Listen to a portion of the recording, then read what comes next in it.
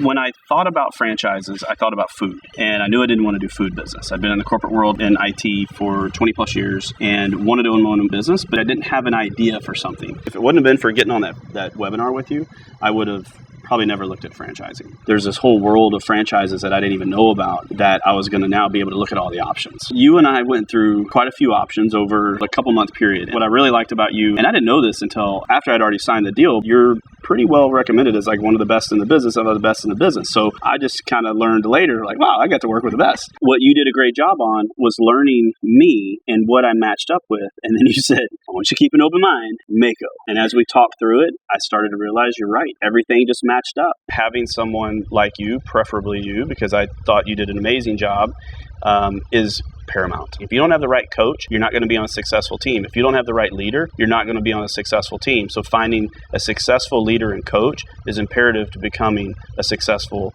team or individual.